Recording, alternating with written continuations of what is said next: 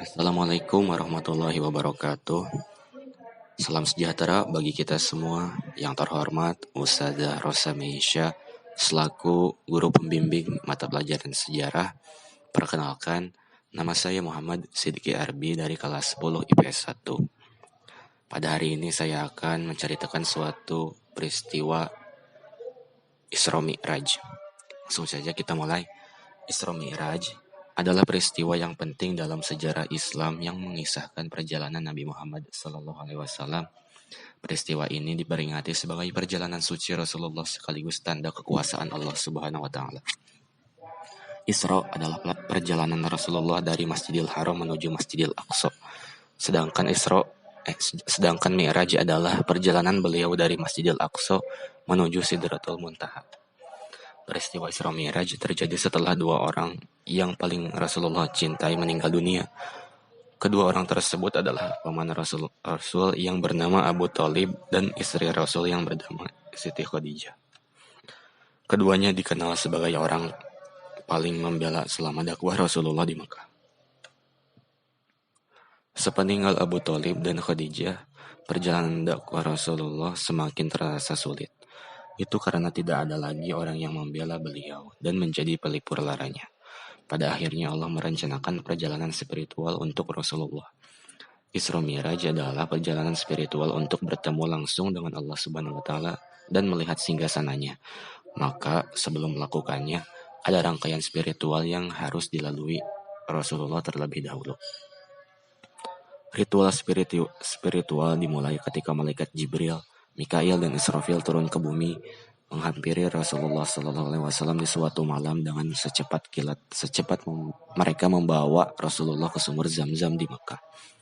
Kemudian mereka memperlakukan Rasulullah dengan lembut dan meminta izin kepada beliau untuk membelah dadanya. Selanjutnya Jibril membasuh hati Rasulullah dengan air Zam-Zam. Jibril mengeluarkan wadah berisi iman dan hikmah. Ia menuangkan seluruh isi dalam wadah tersebut ke hati Nabi. Sehingga ilmu hikmah, ilmu yakin, dan Islam telah mengkristalkan dengan hati Rasulullah. Persiapan sudah selesai. Selanjutnya Rasulullah dibawa oleh para malaikat menuju Sidratul Muntaha menggunakan kendaraan bernama buraq.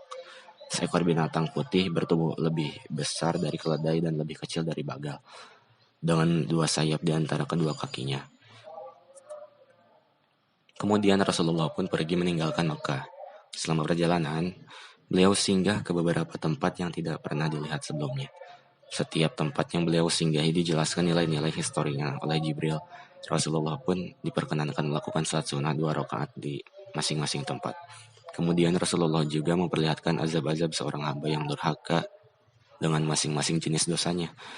Tempat dan peristiwa yang disaksikan Rasulullah itu menjadi pelajaran ibrah yang berharga untuk beliau. Setelah melakukan perjalanan Isra, Rasulullah dan malaikat Jibril pun melanjutkan perjalanannya ke Sidratul Muntaha, yaitu lapisan langit ketujuh. Perjalanan spiritual ini dinamakan Mi'raj. Jibril memeluk Rasulullah dengan mencium bagian kening di antara kedua mata beliau, sembari berucap, "Naiklah Muhammad, engkau adalah tamu yang mulia dan akan menghadap Tuhan yang maha mulia." Tanpa jeda yang lama, Rasulullah dan Jibril melangkahkan kaki menaikkan Mi'raj. Begitu kedua kaki beliau tepat menginjak tangga yang pertama, tangga itu bergerak naik sendiri membawa Rasulullah dan Jibril terbang menembus awan. Mereka pun melakukan perjalanan menuju langit ketujuh. Di setiap tingkatan langit, Rasulullah menyaksikan pemandangan yang luar biasa. Beliau bertemu dengan para nabi terdahulu bersama pengikutnya yang saleh. Langit demi langit beliau lalui hingga Rasulullah mencapai puncaknya di langit ketujuh atau Sidratul Muntaha.